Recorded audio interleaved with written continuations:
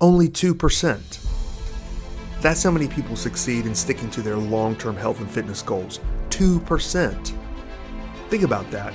Out of every 100 people who set out to lose weight, get fit, build strength, or just keep up with their kids, 98 of them will quit before they ever see real lasting change. Why? Well, it's not because they don't want to badly enough. And it's not because they don't have the right workout plan or the right meal prep containers or the perfect motivational playlist. It's because most people never figure out what really drives them, what uniquely lights them up and pulls them forward day after day, week after week, long after the initial burst of motivation is faded. If you want to succeed in fitness, or really any long-term challenge, you need more than a goal. You need to understand your motivational archetype. The three motivational archetypes are the hunter, the gatherer, and the farmer.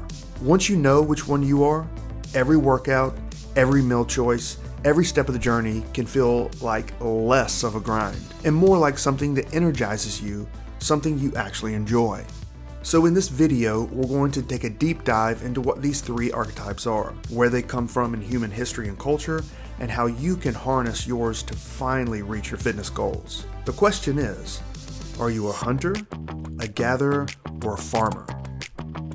To understand these archetypes, we need to rewind thousands of years, long before gyms, before diets, even before agriculture. Picture a small tribe of humans living on the edge of survival. Every day was a test. Every day demanded effort. Food wasn't guaranteed.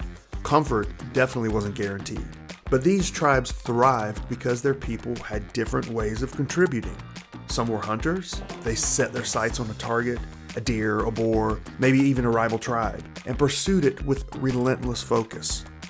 Hunters lived for the chase, for the challenge, for the reward of bringing something back that no one else could. Some were gatherers.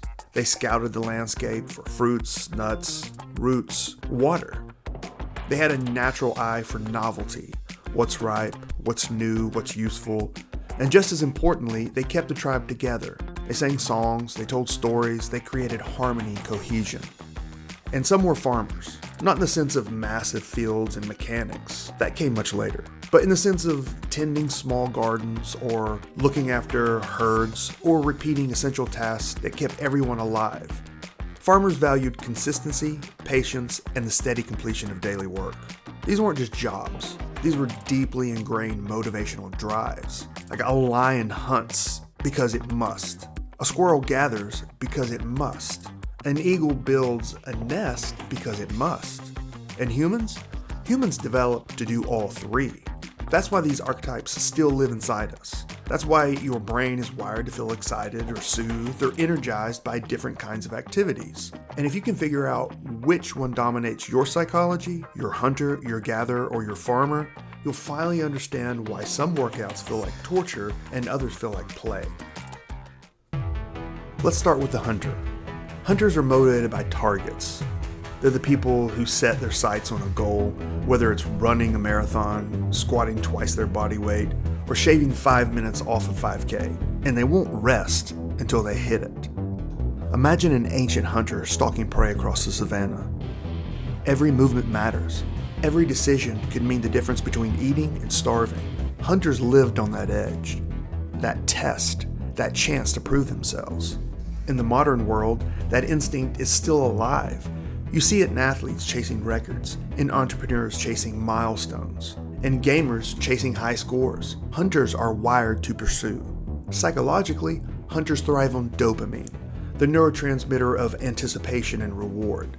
It spikes when you set a goal, and it spikes again when you achieve it. That's why hunters love measurable targets.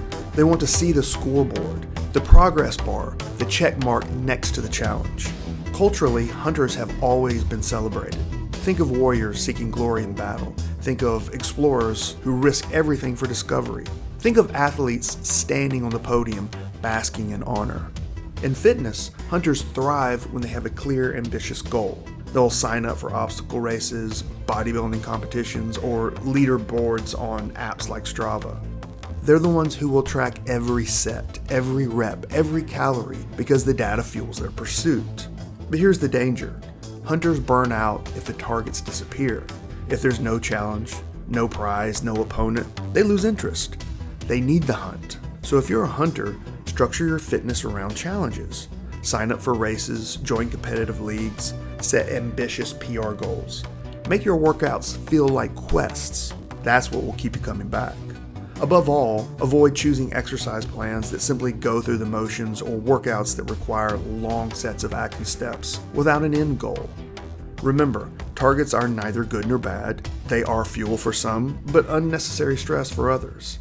If you're a hunter, then they are high-octane premium gasoline. Now let's shift to the gatherer. Gatherers are motivated by novelty, by energy, by connection. They thrive in groups, they love variety, and they're pulled in by the joy of shared experiences. Picture an ancient gatherer moving through the forest, eyes scanning for berries, mushrooms, herbs. Every day brings something new. Gatherers notice details others overlook, and when they come back to camp, they bring not only food, but also music, stories, and harmony. They are the glue of the tribe.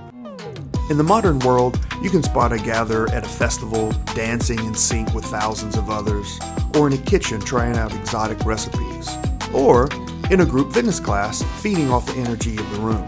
Psychologically, gatherers are fueled by oxytocin, the hormone of bonding.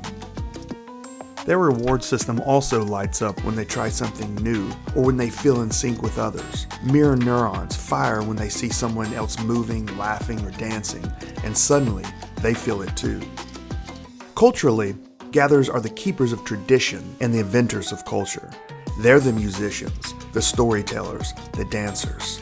They're the ones who made festivals and rituals a cornerstone of human life. In fitness, gatherers thrive when the workout feels like a party, an adventure, or a shared ritual. They'll enjoy dance fitness, CrossFit, Zumba, group hikes, or even online communities where they can share progress and cheer others on. The danger for gatherers is boredom. If it feels repetitive, if it feels lonely, if it lacks energy, they'll drift away. So if you're a gatherer, keep things fresh. Join group classes, mix up your routines, play with playlists, bring friends along. Make your workouts feel like a celebration, and you'll never run out of motivation.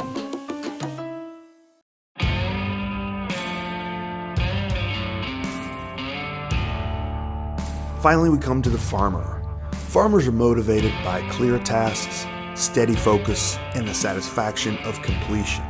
They're not chasing glory, and they're not chasing novelty. They're chasing progress, consistency, cohesion. Picture an ancient farmer tending a small garden. Every day, watering, weeding, harvesting, slow, deliberate. Work that adds up over time.